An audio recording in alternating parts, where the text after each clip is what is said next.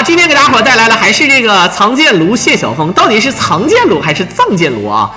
这个谢晓峰呢，速通啊是他的记录，摊分他也会玩，然后呢，这次呢，包括他1v3他也打过，这次给大伙带来的是《三国志2》的这个战狼版啊，兄弟们，这个战狼版呢，你看就是双倍怪啊，战狼版就是双倍怪，然后咱们玩一个对于新手来说最难的角色，什么呢？就是黄忠。不要轻易觉得，哎，这个黄忠我看他这么玩，我上去学一学行不行？我告诉你不行啊，我告诉你不行，那懂吧？这个确实是不行的啊。所以说呢，为啥不行的呢？除非是你有天赋，否则就再见吧。当然了，这个角色是整个这个游戏当中啊，这个应该说是输出最暴力的了，没有之一了。啊，尽管 TAS 咱们一直在说 TAS 是19，对吧？19分钟，而这个咱们这边是34分钟，但是没办法，因为那不是 TAS 嘛，对不对？然后这个黄忠，你可以看到这个伤害，轻小兵，对吧？你有哪个角色能有，对吧？能有这个黄忠轻小兵快？你看，而且这里面我跟大家伙说，虽然说是双倍怪啊，但是呢，咱们还可以有你看年强的这个攻击，咱们这个攻速啊拉得满，就开了连发啊。虽然说这个玩啊，你怎么看后面的怪？你看。正常版本哪有这些怪啊？正常的版本是没有这些怪的啊。好，这个由于今天5G哥外加这个文哥、水哥、朱哥啊，加上各位大哥啊，还有我们刚才的幽梦哥以及各位小伙伴的这个支持，我狼啊，今天我狼奔着5星了，今天已经奔着5星了啊，已经完事儿了，达成了回来之后第5次到达5星的啊，回国之后这1年了，第5次到达5星了，这满满的幸福感，兄弟们，感谢啊，感谢各位，感谢各位小伙伴啊，感谢各位老板小伙伴的支持我了，真的啊，这个要不说张嘴3分力，虽然说不要脸，但是毕竟咱吃这口饭啊，大家伙捧我也没什么说的啊，感谢各位啊。好，可以看到现在打敌点血杀，你看啊，他这个玩法，他已经把这个游戏都玩到根儿上了，看不看见？该血杀的时候血杀，该输出，而且该爆血的时候一点都不亏。你看，你不要觉得自己玩行，当你要玩的时候啊，你就会发现，哎，怎么不是那么回事呢？好，直接转死。丁修预定，还以为我狼发红包了，我狼继续努力啊！昨天是休息了1天，然后上一次休息是在5天前，是对啊，5天前我也休息了1天。我这个月一共休息了2天啊。是这样的，一般主播给自己休息1个月，一般是要休息4天到6天之间。因为这个，尤其是那种这熬夜的啊，你像我狼最近还好点，我记得以前我狼一整就结束到1点以后，现在都是12点左右了。但是呢，有时候可能也是怕自己身体跟不上啊，这个因为毕竟挺老的了啊，这个30多岁了，然后再加上什么呢？以后可能还要做其他事业，大家伙要理解，可能要抽些时间我要学习。我这一阵是白天呢在家看视频啊，看文章，然后呢去学习这个自己未来要从事的这个。对吧？这个养老行业啊，兄弟们啊，普通版不射那个牛逼是吧？那个确实牛逼，但是这个你看它射箭这个确实狠了，而且这里面这个白头发这个赵身，我是设计的有点狠啊，兄弟们。好，血杀，3连射必须有架招啊！这个3连射跟大家伙解释一下，什么叫3连射呢？就是为什么他一下点3连射，他必须有一个电招，无论是头技摔完了，还是你必须得先 A 出这一箭来，这个3连招你必须得，对吧？必须得摁，相当于比如说咱们大伙比如说玩那个大猪去转球，你转球就得有电招，比如像刚才这个跳跃攻击就是电招。对，对他之前的关于无伤我也解说过了，没毛病的啊。这个版本。比 1v3 版要难得多，你们看没看见？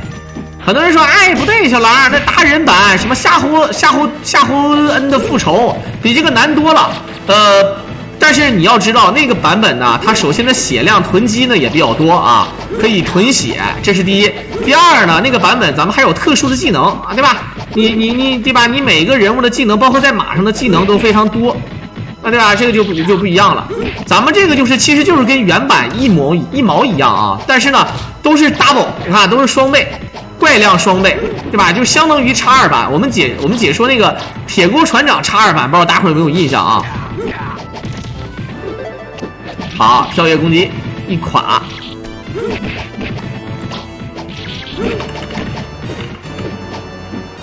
当当当当。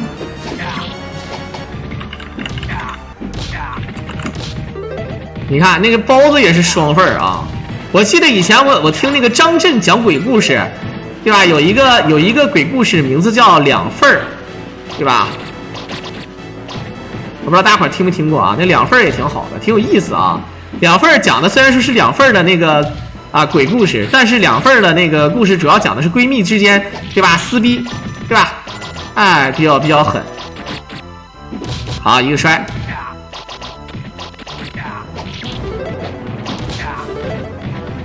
其实叫战狼版，我记得还有战狼X3、X4版，我忘了，我记得有的，就是真的是一球的怪，那种情况下就是满屏幕怪。其实我个人感觉啊，你也没法说它是肯定是对新手来说肯定是变难了，但是对于高手来说，我感觉无所谓的。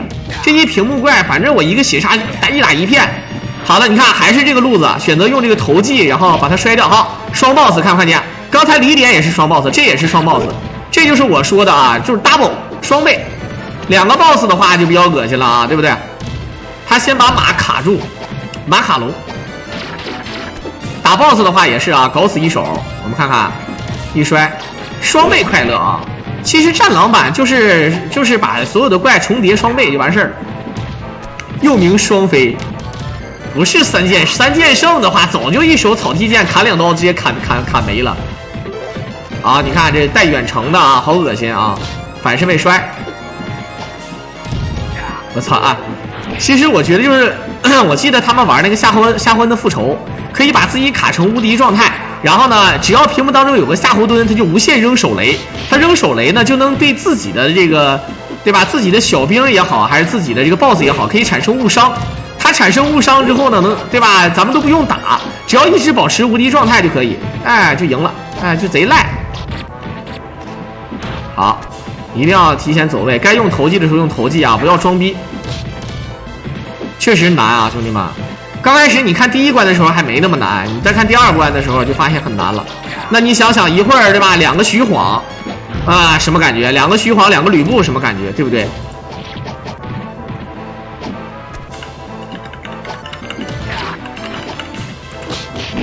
当当当当当当当当当。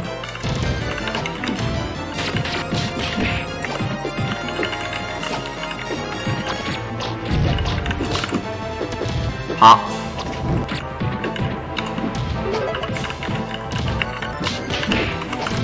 很多人说觉得我操这要死啊！看不看见？1、2下上直接斩首，然后那个夏侯惇咣一屁股。你瞅我干啥？你瞅谁？瞅你咋的？你再瞅个试试，试试就试试。你瞅谁？瞅你咋的？好，又到了游戏厅老板，四处巡视。谁敢玩《三国志》摇这个东西，直接把你机器关了，爱玩不玩啊？又到了这个环节了，这个环节非常的变态啊！不知道大家伙能不能理解我说的？就干。哎，干就完了啊！好，你看这个赵云的这个发型像不像那个日本那个漫画《死神》里面那个朽木白哉啊？咱不论别的，只论发型啊。一手林志颖，好，火烧新野。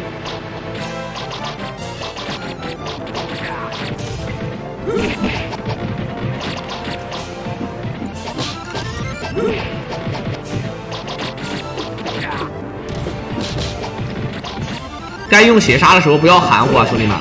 你看，我操！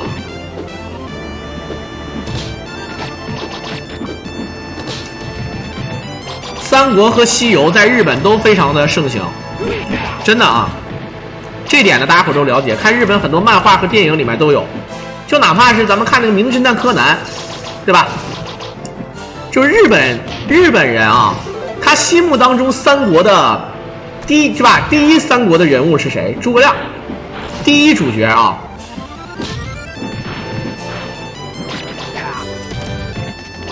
你知道日本是花了1万美元买1集，是1万美元，是1万人民币，我忘了啊，对不起啊，反正是这个意思。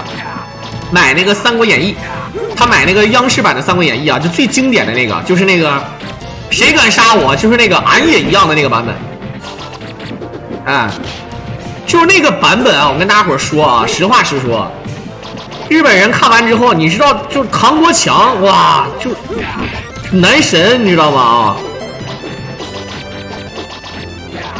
，1万美元买1集，确实狠啊。就是你说，你像李小龙在日本啊，还有那个成龙在日本。是吧？李连杰在日本，这人气都非常高。但是我告诉你，唐国强老师，你别看他教挖掘机的啊，你别看他是教挖掘机的，但是他去日本啊，也是地位很高啊，兄弟们啊。有个中将叫诸葛孔，还有叫什么的，那个叫，对吧？柯南里面也有嘛，柯南里面不是那个叫什么？那个人叫什么来着？叫朱福什么什么啊？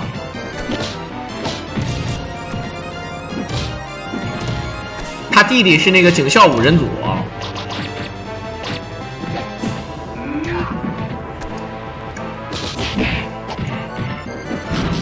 好，直接炸。其实我觉得啊，许褚没有那个夏侯惇难。我经常在夏侯惇的时候翻车，但是许褚是不会翻车的。现在我是真不会的啊。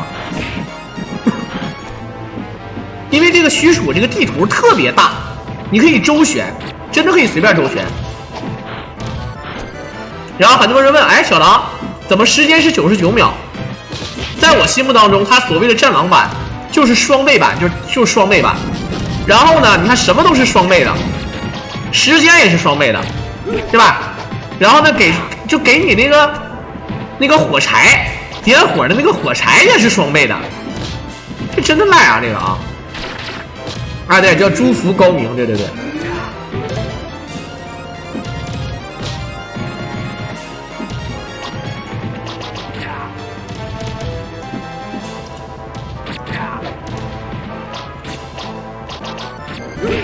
好，斜杀一点。其实诸葛亮人气是高，吕布的话，就是因为他不管是尊重原著还是啥呢，吕布肯定是要厉害的呀。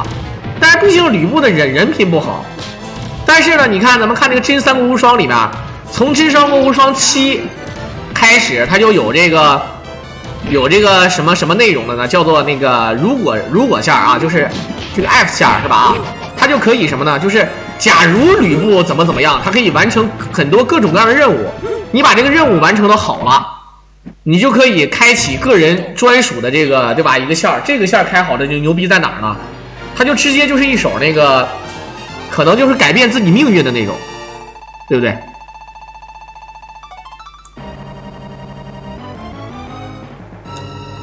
好，我们看看，那你说这3美是不是变成6美了，兄弟们？哎，你说这个三美一会儿变成6美了啊？曹操萨玛，这真的是6美，我操！美牙美玲6美啊，美牙是蜡笔小新他妈是吧？6倍的快乐，爸爸的快乐你想象不到啊！哎，我去，他这个下上打不倒人，看不看见？我跟你说啊，你把人打倒了，其实还不是特别害怕。我起身练个血杀就完事儿了，费不了多少血。但是你一个嘎嘎高抬腿打3连，你是瞬间小半管，对吧？瞬间小半管没了。好，多用投技去摔也是挺狠的，往回摔，尽量保证自己不是腹背受敌啊。血杀，啊，吃个小包子。我跟你说，这个3美撇飞刀也是挺恶心的。好，可以输出了。哎，跳得太快，血杀，再输出，能射几箭射几箭，往回拉，摔，再往后拉。哎，这个3美这个飞刀讨不讨厌？这个地图虽然说长啊，但这个地图却上下挺窄，有难度。起身血杀，好，还有最后一个血杀，好，双杀3杀，有难度啊！这个三美这个地方哈，一个摔，再来一摔，好，这都不是，你必须把3个不一样的打死啊！这6个必须全死。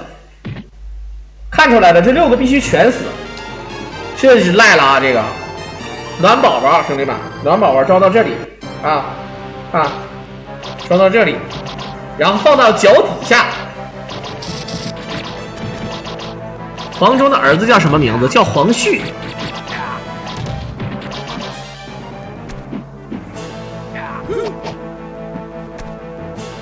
叙事的叙啊。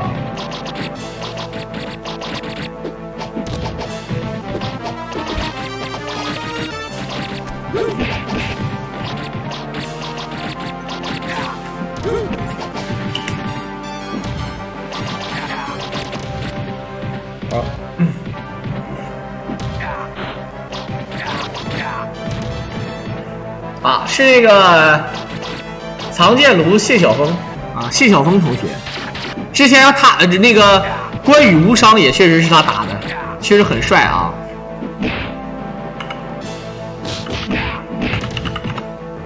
当，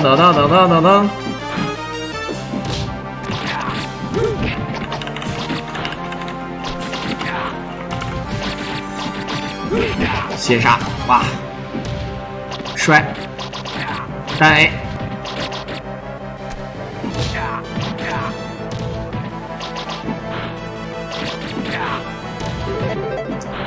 他那个叙事结构的那个叙事的叙啊，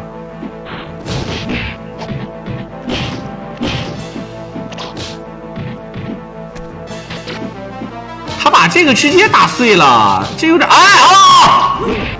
你们看没看见？我操！他那一个他那个拿个弓箭那么啦一下，大饭馆，兄弟们，我容易被秒。你看，就你不怕被人打倒，你怕被人连着打，看没看见？今天是满足，今天对，确实是，这个该说不说啊，我狼那确实是啊。好，这里面还有3美，这个跟双倍版还不太一样，你们也看到了啊。西利亚的亚，他那个所谓的这些人的儿子，其实都是反《三国演义》里面的。很多人说，那什么叫三国？那这为什么有个《三国演义》，还有个反《三国演义》啊？反正你们去搜一下吧啊！《三国演义》本身是个小说啊，你不要以为《三国演义》是历史啊，兄弟们，《三国志》是历史，是正宗的24史，虽然说还是有很多虚构成分啊。武技哥怎么说？武技哥说了一会儿到了11点，给我来个全套，2500的全套啊！那赵氏哪是3兄弟啊？赵氏是5兄弟，赵家一会儿打，我想问一下，一会儿打许褚之前，一会儿打徐晃，一会儿打那个张辽之前，赵家5虎变成赵家10虎，是不是挺难的，兄弟们？赵家10虎是不是挺难的？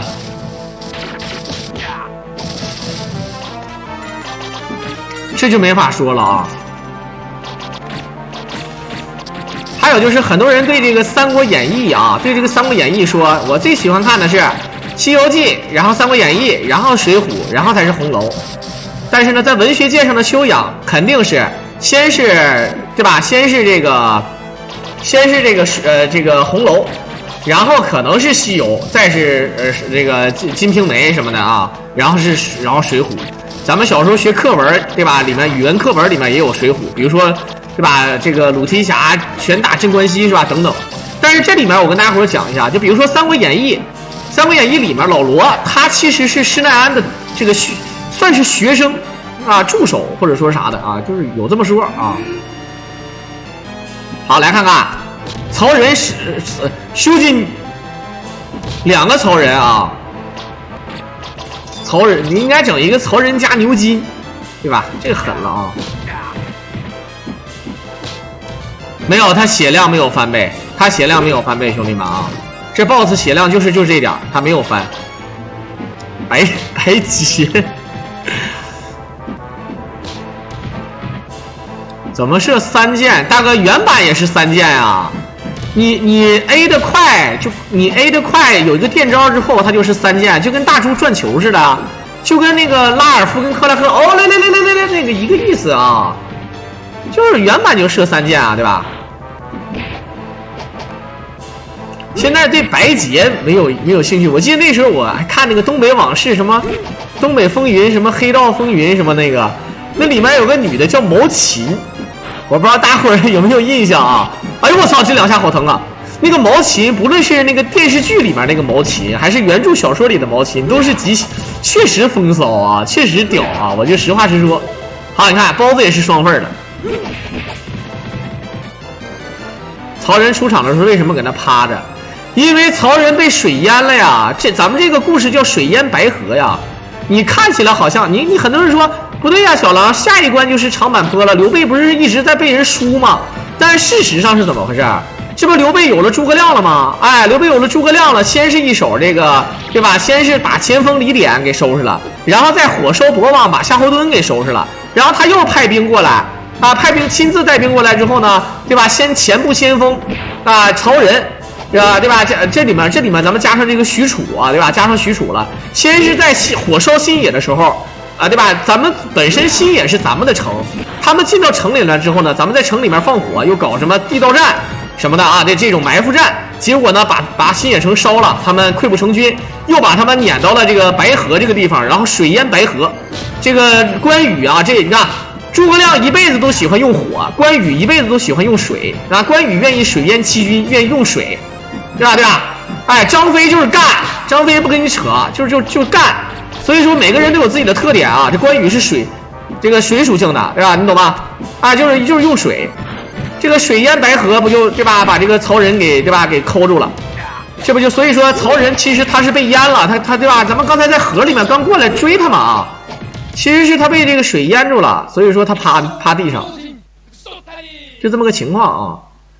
洗漱完等着被催眠，那有我狼在一手，那这小故事给你讲起来，这故事讲的不能停，一停劲儿的啊，对不对？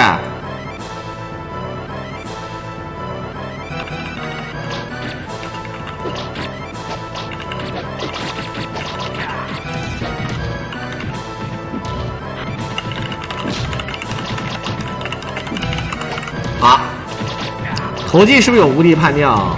投的一瞬间，理论来讲都有，他这个动作应该都会这么设计啊。但恐龙快打是铁有，而且坚持时间还不短，还有1秒钟左右的时间，但是，对吧？其他的就嘚儿了啊。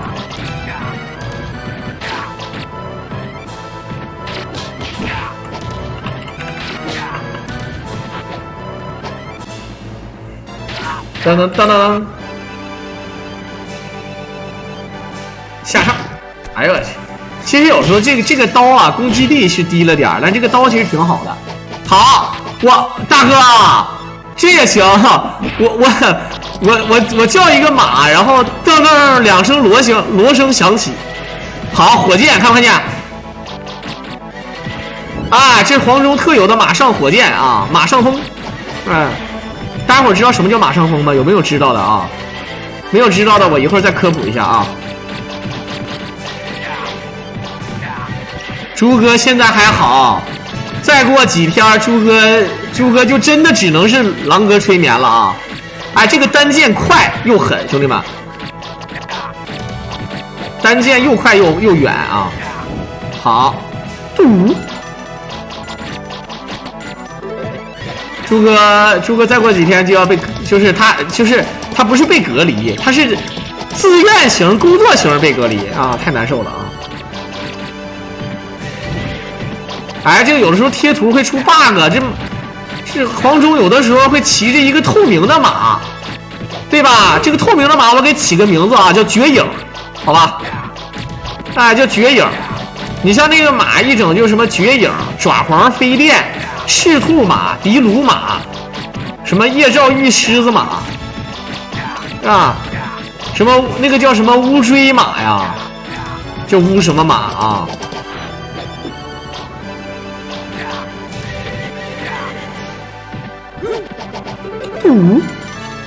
哎，一手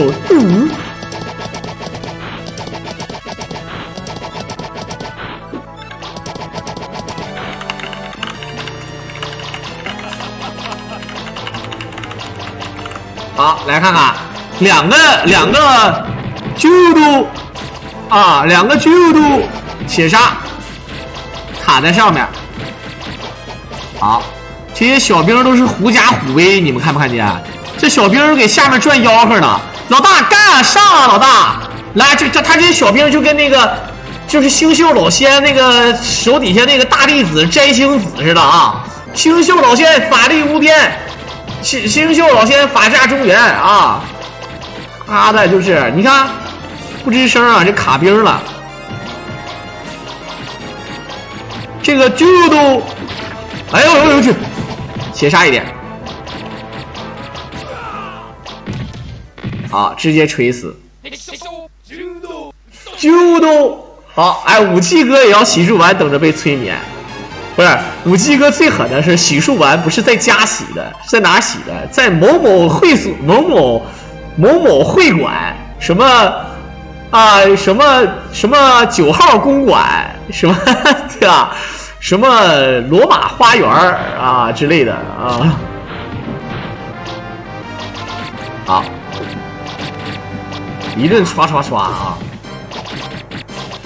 不是，哎，你们没看见，就是咱们正下方有加油的这些观众，而且这有女兵啊，这女兵身材是真好，梳这个国妞的头发啊，就是春丽的头发啊，然后呢翘臀，然后呢穿的底裤呢还穿一个三角篓子的外套型裤啊，你看这个真的有点东西啊，这个你看，而且还扭的的啊。这有点像什么呢？有点像那个黑社会啊，这帮人搁这打拳，这刘备的跟曹操打拳，底下人观众啊，你是买刘备这方赢，还是买那个曹操那边赢啊？这种感觉对不对？再等10分钟，11点全套，又2500，这2500真的直接拿出这2500，可能在牡丹江就直接上天了啊！其实也上不了天，就是。跟你说，在牡丹江，你比如说咱们去夜店，然后想要场面，也是要对吧？可能反正他夜店都是坑人嘛。有的时候像有一些莫名其妙的那种酒，就算他平常看是确实可能说在网上买也好，还是去专卖店买也好，挺贵的，被人炒起来也好，大几百一瓶，但是他就得卖好几千一瓶啊，严重的溢价啊。但是小妹儿是行价200啊，1小时加100。对吧？3个小时就300，4个小时400，你可以选择2个小时，然后给我换一个。靠，但是那个明着的那个就没有了啊，那个明着的那个，那是另外一个环境，带奖，是吧？你像那个朱哥最狠的是啥？去那个长春，一进屋啊。那个都进来了啊！来，后面那排往里走一走，来，往里走啊！来，叫老板好，来，老板好啊！然后都懂吧？啊，都懂吧？啊！然后那个这个会员举手啊！会员举手，不是会员那就不用举了啊！我不知道大家伙懂不懂我说的啊？反正呢，懂的都懂，不懂别问了，啊，对吧？啊，懂的都懂，不懂别问了。我在那个哪儿？我在那个叫什么来着？我在那个长沙，啊，长沙也是一个老哥啊，也是咱直播间听众啊。那时候我去长沙解说比赛，正好啊，他开车过来接我，找了个那个他单位的小老弟，他应该是一个小干部啊。然后呢，这个应该是咱是正科级，不是副处级，反正是啊，叫了个司机单位的，然后陪我们去玩啊，全程我们就喝着酒，也是，但是他不是。他是什么呢？如果你，对吧？你行就把手交叉放在前面，如果不行你就背着手啊，背着手。我说哎，反正意思都差不多，哎，意思都差不多。再有就是比较熟了啊，再有就是那属于比较熟的那种。来，是不是2个单 A 下跳下上，好，哇，双轻钢，兄弟们，可以可以，双轻钢啊，帅了帅了，爱了爱了爱了。然后再有就是什么呢？就是你熟悉他那个营销，这个 KTV 叫营销啊，叫妈妈桑，叫啥都行。你认识的话，就是意思就是你给我找一个靠谱的、行的，别不那么该该的，能谈的，别这么黑我的，也可以啊，这个可以有啊，哎，来我们山东来喝酒，哎，我去山东青岛、烟台、威海、招远。这是我去过的，我有机会想去济南啊，济南有个老哥一直想去拜访一下，就是他是专门是出品人啊，做出品做制片，然后这个以后要跟他取取经学一学，看看怎么从事这个行业的啊。啊，一顿砍，我操，直接砍了个大鱼出来啊！这个大鱼加血值不算少的，它不比那个什么，那个叫那个什么猪少啊，少不了多少。最狠的最牛逼的加血应该是大烤鸭，应该是。曹操在历史里面可是武力值不低的，这个虽然说不假，但是相比于刘备啊，曹操还是面了一点。人家据说呢，刘备跟曹操单挑，曹操对吧？那曹操肯定是面。第一呢，曹操身材不够魁梧啊。第二呢，刘备是正儿八经学过武术的啊，他是正儿八经学过剑术的，但他马上的功夫也不行，曹操也不行。但是曹操，你看曹操单杀吕伯奢加副本，多少有点东西啊。我们看说刘备其实是扛干，好的，可以看到这一个 N 呗，两个 N 呗，两个看不给，哎，一手青钢剑独角落一顿干啊，看不见？在这个《三国演义》里面啊，描写这个刘备呢是啥呢？《三国演义》里面描写啊，刘备他是跟谁学的剑术呢？他是跟这个长安城里面最出名的剑客叫王越，越就是越南的那个越啊。如果你说吕布是第一人啊，你说这个童渊是传说中的这个三大悍将的导师啊，就是张绣、张任还有赵云的导师啊，最强导师。那我告诉你，最强剑术啊，最强剑客就是王越了啊。当然，这都是所谓的这个非正《三国演义》里面描写的啊。下播都去哪里浪？我浪啥呀？我哪有资格浪啊？我都没有啊，兄弟们！当当当当当当当当。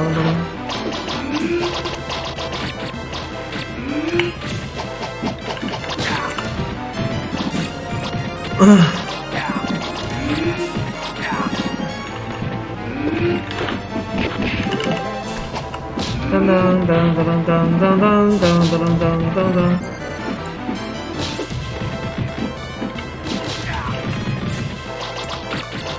好，一顿射。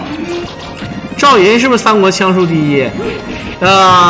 我们跟你讲啊，这个事实上呢，没有人说什么第不第一、第不第二的啊，对吧？他的枪，对吧？有梨花，有龙胆，这都是啊。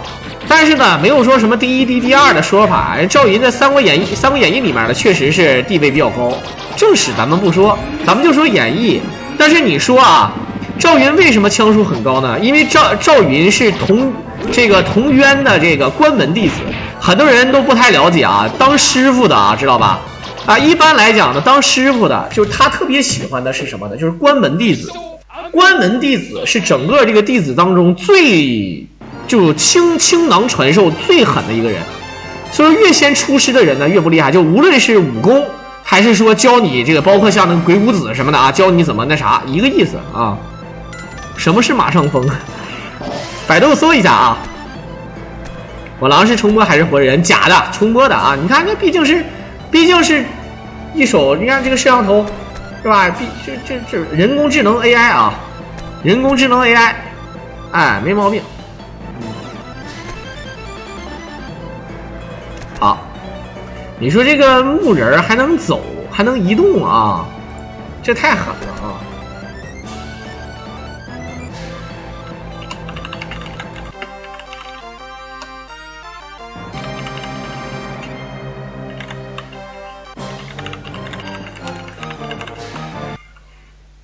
嗯。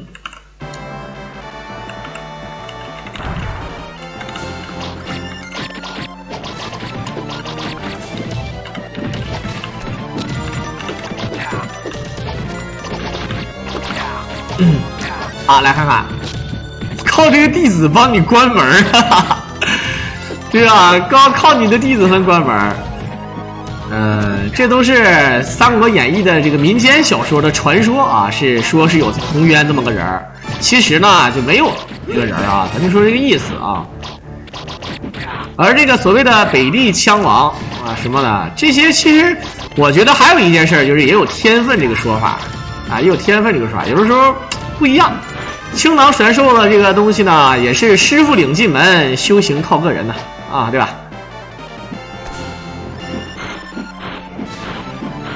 好，卡住位置。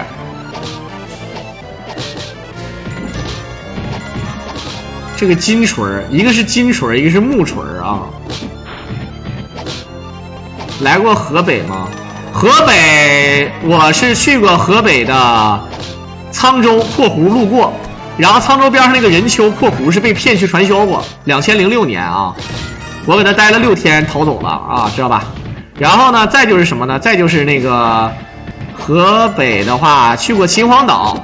秦皇岛我哥们儿结婚，啊，哥们儿结婚我去的。好。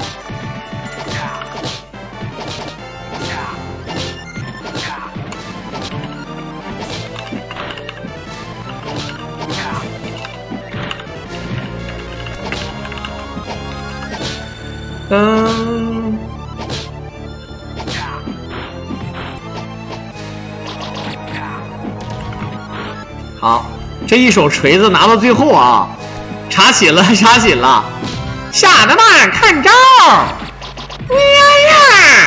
哎，不是，我今天嗓子真不行了。呀呀！哎不，感觉嗓子有点要嗓子要瞎了，嗓子要瞎了，我操！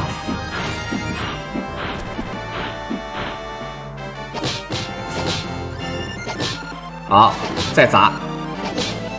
哎，粘着打是真爽，无限连击啊！11点了，全套来了。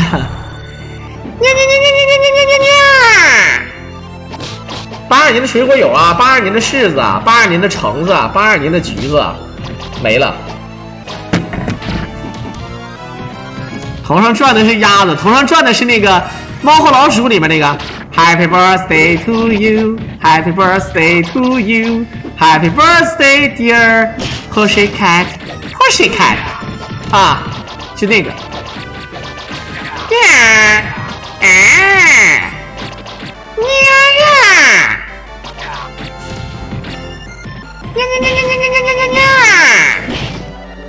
啊，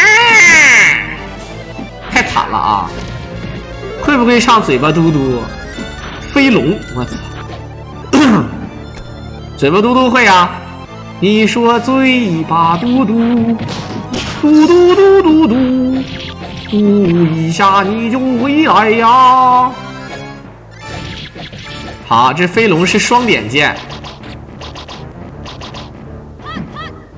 啊，就怕这个3枚撇飞刀啊！我跟你讲啊，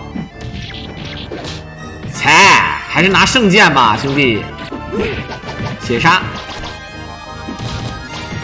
噔噔噔噔噔噔噔，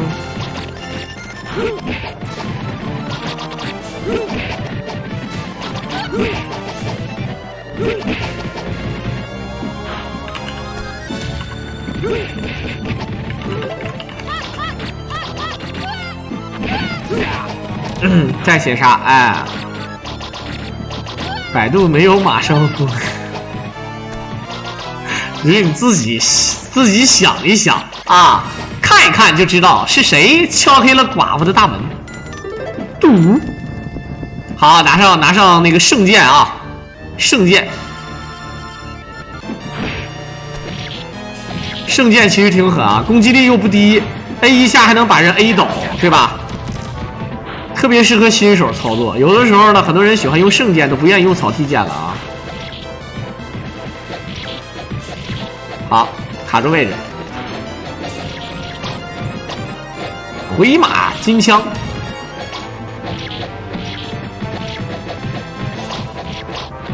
啊，卡不住吧？哎。当当当当当当当当当当当当。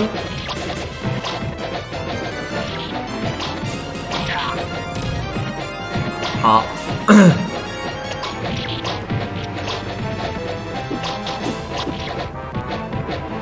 哎呦我，哇，这一刀，那个还有一剑就死了啊！好的，还是需要套路。一会儿徐晃他要不要用锤儿？能不能连续把2个 BOSS 给秒了？我不太清楚啊。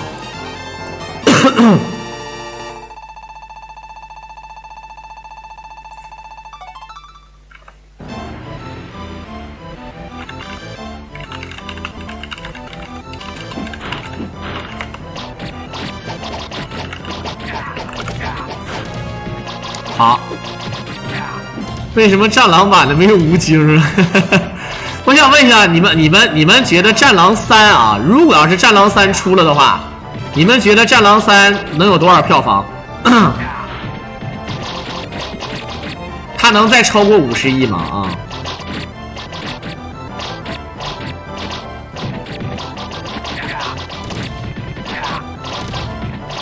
哎呀，我这一顿对射啊，兄弟们啊！一顿对射，我靠！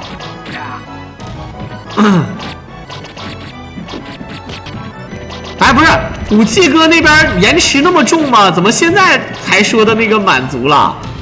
感觉5G 哥那边延迟很重的感觉啊！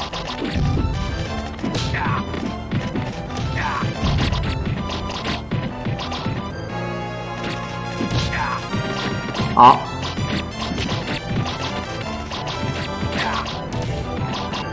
这一顿锤啊，对不对？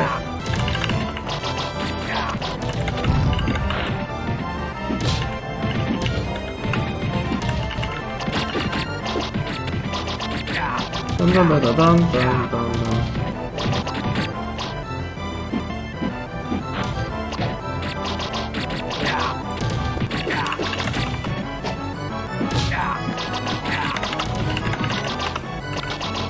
好。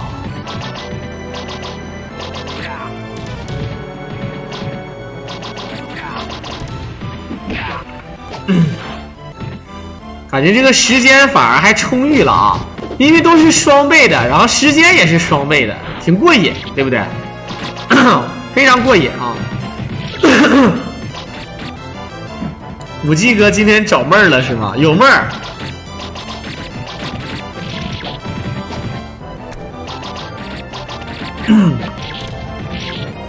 好。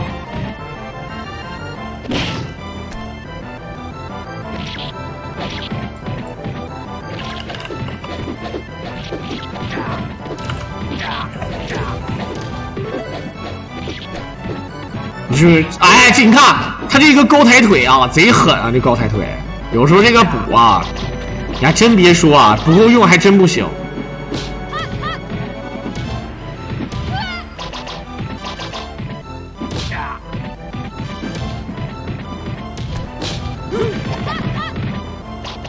这个长津湖票房现在已经是50.52亿了，他有可能，真有可能会超过的啊！能解释一下张飞只是个杀猪的武力值却那么高吗？第一是人张飞天分高，对吧？这个神人啊，在天分的。第二呢，能征善战。就最开始张飞对吧，他还是对吕布还是有一些这个武力值上还是有一些认同的。到后期他尽管再认同，他也是不虚吕布，吕布也比较怕张飞，为什么呢？因为张飞真是不要命啊，跟这就这么玩命这小子。但事实上呢，就是因为张飞呢就有天赋啊，再加上呢能征善战，跟关羽一起俩人对吧，一起天天学，吕布没有人跟他对打呀，对吧？他跟二哥两个人可以共同干。对吧？并驾齐驱，杀的名将也多，对吧？吕布为什么牛逼？对吧？跟吕布打没死的人，对吧？全都是名将了，而跟这个张飞和关羽打啊，基本全死了，当然我说基本啊，不是死了就败了。反正张飞是那个最相当凶狠的啊。然后这一点呢，还要跟大伙儿说一下啊，那毕竟是小说嘛，那你正史里面也没有这个说法，对不对啊？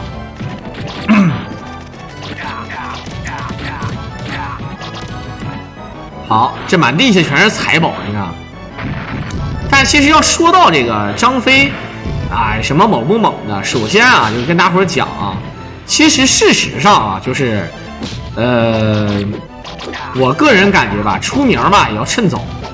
其实很多你像张飞、关羽这样的人，他就是按照小说里面讲，就是万人敌，对吧？万人敌，他不像你像那个项羽说要跟人说学要学什么，我要学万人敌，对吧？项羽他可不是跟人学武功的，我天生神力啊！项羽学的万人敌是什么？就是一个人带领这个，对吧？带领这个军队就可以，对吧？所向披靡，哎，就学兵法、学战术、学怎么领兵打仗、运筹帷幄。虽然说谈不上军师级别，但是有参谋，有这个，对吧？就可以干大事儿。你像对吧？但是呢，多指什么呢？你必须得有一个人，就是说你再牛逼，你冲上去了，你的士兵会比你更狠。就是你上去了，你的士兵跟着你，你的士兵就会认为，只要张将军上了，我们一定会赢。张将军一上，我们必赢，哎，不怕输。你不能说啊，我们主将揽弦子，我他妈的我这跑吧啊，那不行了。当然就说这个意思啊。一般来讲呢，你像什么啊，马超啊、吕布啊、关羽、张飞，像这些啊，皆是万人之敌，对吧？杀猪的猛不猛？还有就是你看啊，那个《三国演义》里面有这么个人啊，这真实历史里没有这个邢道荣这个人啊，就是00上将邢道荣。邢道荣呢，其实并没有大家伙想象中的那么弱啊。就按照我跟大家伙分析啊，就是说，如果张飞是一线顶尖啊，是一线顶尖，或者说是 S 级，假设啊，那邢道荣是什么？邢道荣也是个2线中，甚至是2线中、2线上。不到1线是肯定了，而且确实是达不到啊。但如果张飞是1线顶尖的话，他就是个2线中；如果张飞是1线的话，那么他就是2线底。这个比如说咱们这个《三国群英传》也是咱们中国台湾啊，对吧？做的一个非常优秀的游戏。那么作为这个大家伙比较熟知的这个第2代啊，应该说是玩的人最多啊。当然咱们不能作弊啊，不能作弊。第2代其实是玩的最多的，兄弟们，我也是认为是最好玩的，因为军师技呢可以有用武之地了啊，不光是武将技了啊，对吧？有军师技能。这里面呢跟大家伙讲，那个如果你开局选择，对吧？赤壁之战啊，赤壁之战开局你要选这个金旋啊，据说是最难的啊，不是。对吧？赤壁金旋，据说如果是原版的话，据说是最难的啊，因为呢一上来就是赤壁了嘛，都是魏蜀吴都已经啊，这个大势力魏蜀吴都已经定型了，就是那几个小股势力你能选到，比如说像什么公孙瓒，那是另外一个玩意儿。比如说赤壁里的金旋，一上来就金旋一个老哥。如果你上来搜到邢道荣的话，如果你上来修，对吧？在6级的时候有一个伏兵班阵还是伏兵排阵，我忘了啊。好，赵家石虎，兄弟们，赵家石虎。如果你上来搜索到一个邢道荣，我甚至认为最开始的时候比搜到黄忠要狠。很多人说那后期黄忠厉不厉害？后期黄忠也一般化，咱不得不承认黄忠的这个黄忠的这个武力值啊是真高啊，初始武力值是真高，那邢道荣确实比不了。但邢道荣的初始技能好啊，你最开始缺的就是兵，知道吧？一手邢道荣就能，对吧？让咱们丰富起来。你可不要不相信啊！那个孔佑还好吧？好像是那是另外一个玩法了。有那个是啥？是我觉得难点是哪？就是因为你选赤壁，它的难点不是在于你人物怎么，就是不是说你人少，主要是它势力分布的很平均。比如说像曹操、刘备还有那个孙权，这3股势力都已经变得非常大了，对吧？你跟这种大的一打，人家就五个将，很少，就是你先占城，然后再搜索，你才能。对吧？跟他硬碰硬，你还得逃。你像最开始刘备都追杀你，你从这个城逃到那个城，从00跑到长沙，从长沙跑到贵阳，啊，就这种，我不知道大伙懂不懂我说的啊？对，我之前是播过的啊。好，感谢刚才我们的阿比达斯赠送我狼了一手大金卡啊。好。噔噔噔噔噔噔噔噔噔噔噔噔噔噔噔。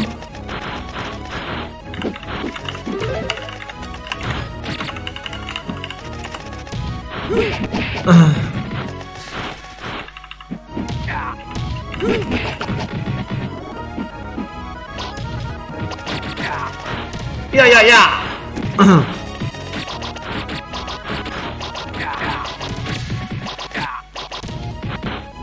好，这10虎只剩下最后1虎了啊！哎，啥时候再来匡扶汉室？太狠了，太狠了啊！好，来看看，马上过了这个地图之后啊，哎，我操，一个大鱼！哇，这就狠了，一手大鱼上场了，兄弟们啊！长沙太守韩玄，00太守叫什么来着？啊，什么0050贵阳长沙，有上来就投降的。然后那个贵阳那个是太守叫赵范，你看那个赵范跟赵云2个人还拜把子，然后赵范说：“我有个嫂子啊。”对吧？我有个嫂子啊，我这个嫂子呢，但我哥没了啊。我有个嫂子特别喜欢英雄，我看赵兄啊，我看那个，对吧？你就是个英雄，对吧？哎，而且他不丑啊，好像这《三国演义》里面原著里面描写这个不仅不丑，确实是个绝顶美人啊！哎，确实是个绝顶美人。但是呢，在《三国演义》里面那里面演的，我感觉真的是个嫂子。我感觉这个嫂子包饺子一定很好吃，韭菜鸡蛋虾仁的，对吧？猪肉大葱的，牛肉萝卜的，啊，肯定好吃啊，对吧？青椒豆腐乳西瓜馅的，我就说这个意思。但是那个原著里面描写这个妇人是真的好看，据说啊，有很多人比确实好看的人啊，就是比如说啊，这个真蜜，也就是真俩多音字叫真福也行，男这个。啊，还有啥？还有这个，就曹操特别喜欢那个邹氏啊，就张继的媳妇儿，能晓得吧？啊，好，当当当当当当当当当当当，好，这一火箭啊，火箭黄忠是狠，兄弟们，也是就跟圣剑似的，一下就击倒，虽然说打血不多。但是关键它稳呐，而且咱时间够用啊，双倍时间，正常就怕时间不够的，真的啊。你说最难的来了，感觉现在有一个马就变成了社会摇。好，这还有建设燃烧建设属性啊，赠你马赖啊。当当当当当当当。讽齐王纳妾，那不是讽齐王纳谏吗？变成纳妾了，我操！邹忌啊，也是狠。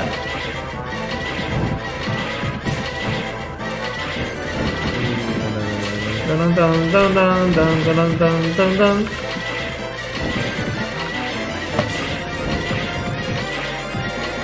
当当当当当当当当。好。难是难，但是这么一看就不难了，对不对啊？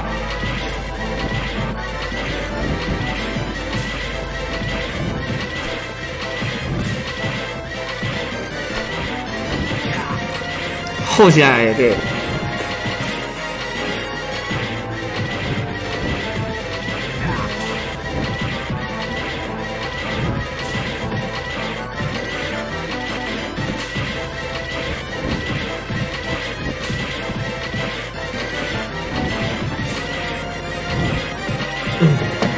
好，心疼马，哎，迷你来了！哎呀，还有谁说我直播间没有女粉呢？啊，是女粉的出来打个1，我对吧？小迷你就是啊，还是一个舞蹈家，哎，好，那个徐晃好像死的比较快一些啊，兄弟们，再血杀，有一个虚晃的血量好像是少的。你看，就剩一点血了，一下好的。定修虚空，哎，这就是马上疯。你说它难，突然就发现好像很简单的亚子啊，只要把掌控好节奏，它就不难。怎么说？他们说啊。当当当当当，当当当当当当。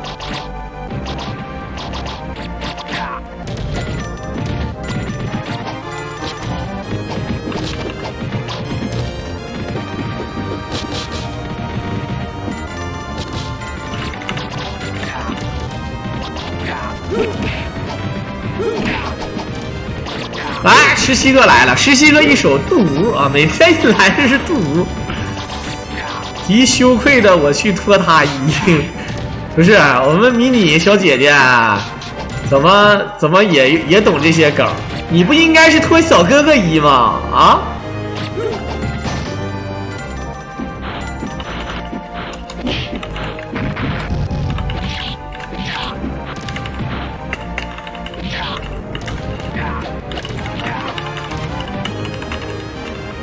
当当当当当当！哇，这个武器，兄弟们，这个武器啊，来，一剑入魂，最强之武器啊！这小日本做武器还是把自己的那个神话当中的三神器拿出来啊！他妈草剃剑啊！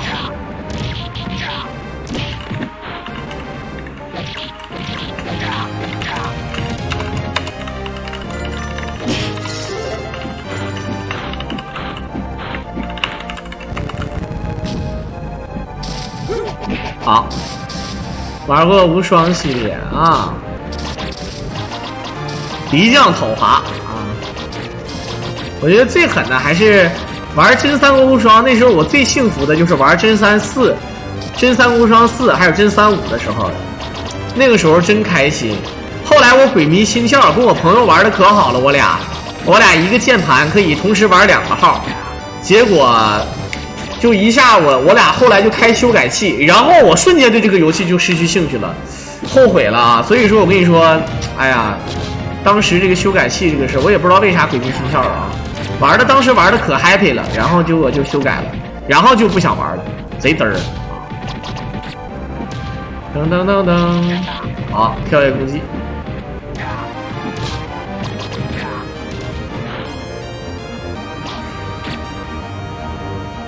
当当当当当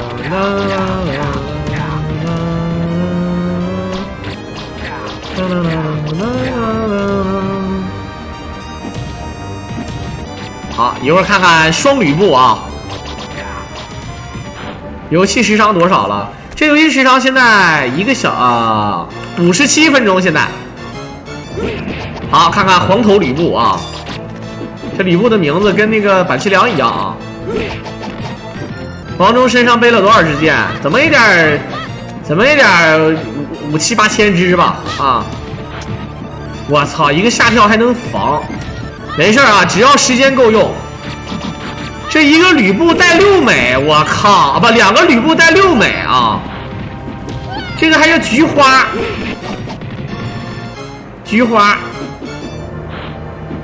那叫朱星。另一个叫韩是吗？朱星韩啊，朱子星，紫微星啊，没事儿，一会儿有血啊，能打出来血的。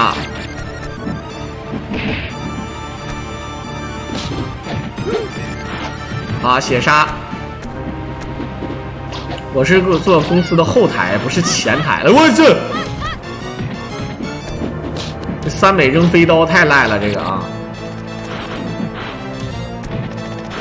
3美最狠的还是高抬腿，真的啊，一手高抬腿是最赖的。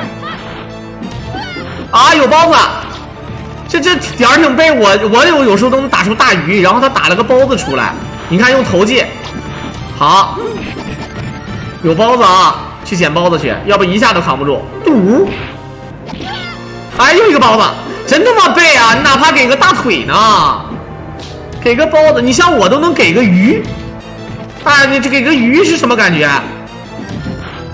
太抠了啊！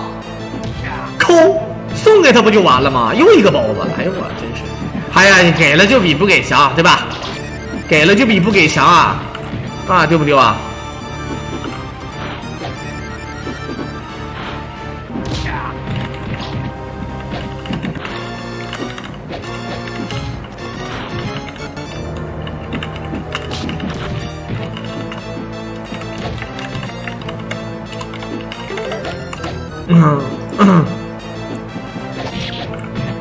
好，卡住兵了就行。哎，请问那只布布哪去了？不是时间不动的，它是双倍嘛，所以时间也是双倍的啊！哎呦我这一刀，我个人感觉时间是双倍的，但是呢，理论上来讲呢，我看又不像，对吧？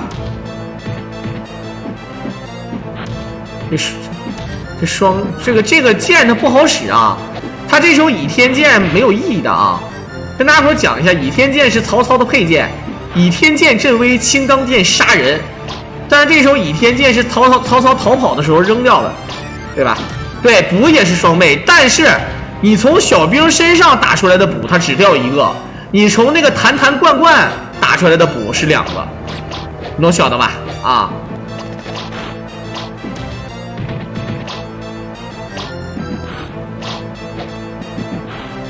好，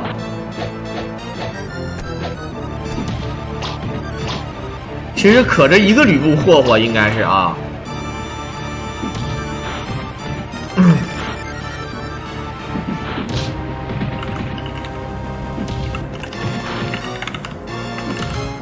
好，再来，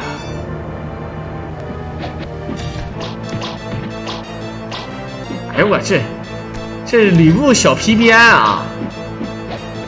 这小皮鞭是狠，还有1管多血，他怕误伤把那个小兵打死。我跟你讲啊，这小兵是最恶心的啊。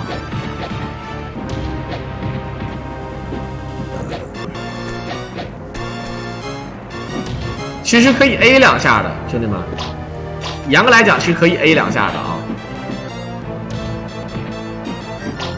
哎。大腿，然后要刷兵了，你看这肥可恶心了啊！肥送啊！这吕布是欧洲过来的，他不像亚洲人啊，对不对？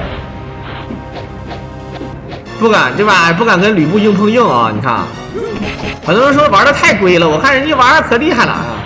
这2码事儿啊！有的时候他毕竟版本不一样。狼哥，我悟了，我们迷你怎么说啊？